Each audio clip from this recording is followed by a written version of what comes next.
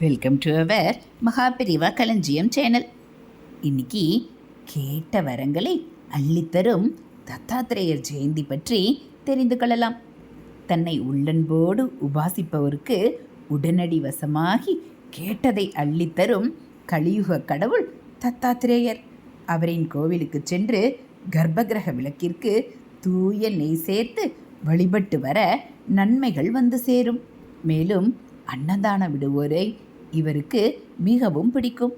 திருமண தடை அல்லது திருமணம், மணவாழ்வு சார்ந்த பிரச்சனைகள் உடையோர் இவரை வழிபட்டு குறைந்தது 9 நபர்களுக்கு மதிய வேளையில் எலுமிச்சை சாதம் தானமாக அளிக்க தடைகள் விலகுவதை கண்கூடாக காணலாம்.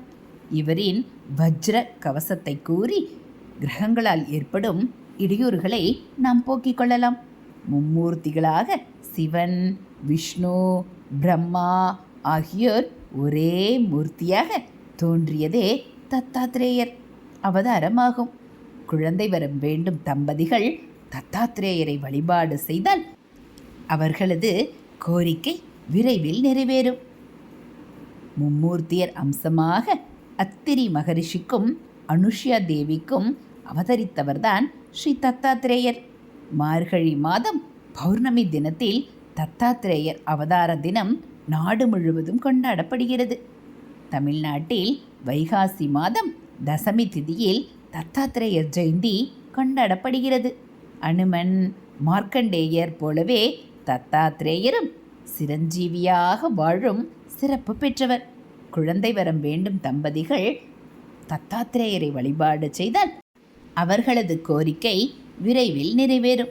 ஸ்ரீ தத்தாத்திரேயரை வழிபட்டால் மும்மூர்த்திகளையும் ஒரே சமயத்தில் வழிபட்ட பலன் கிடைக்கும்.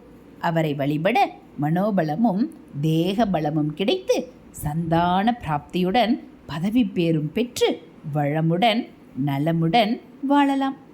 உலகில் வேறெங்கும் இல்லாதவாறு தன்வந்திரி பீடத்தில் மட்டுமே அனுஷ்யா தேவி, அத்ரி மகரிஷி, கார்த்த வீரியார்ஜுனர் மற்றும் தத்தாத்திரேயருக்கு விசேஷ சன்னதிகள் அமைக்கப்பட்டுள்ளது. தத்தாத்திரேயர் அவதார தினத்தில் ஸ்ரீ தத்தாத்திரேய காயத்ரி மந்திரம் கூறி நாம் வணங்கலாம்.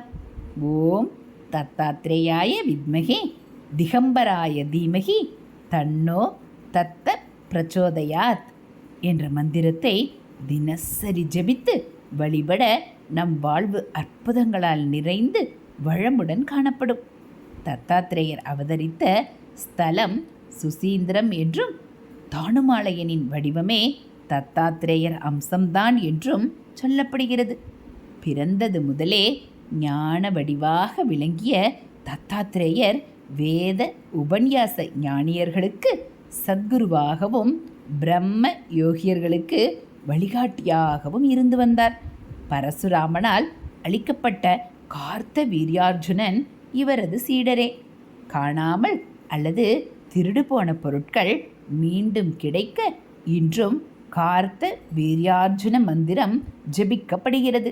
தத்தாத்திரேயரை வழிபட்டால் பித்ரு தோஷங்கள் நீங்கும். இறைவனே தத்தாத்திரேயர் என்னும் பெயரில் பூமியில் ரிஷியாக பிறந்தார். இயற்கையை பார்த்து வாழ்வை வகுத்து கொள்ளுங்கள் என அறிவுறுத்தினார். இதுபோல் ஆன்மீக கதைகளை நீங்கள் தெரிஞ்சுக்கணும் அப்படின்னா மறக்காமல் நம்ம சேனலை சப்ஸ்கிரைப் பண்ணுங்கள். கூடவே பெல்லைக்கானை கிளிக் பண்ணி ஆளுங்கிற பட்டனையும் அழுத்திடுங்க.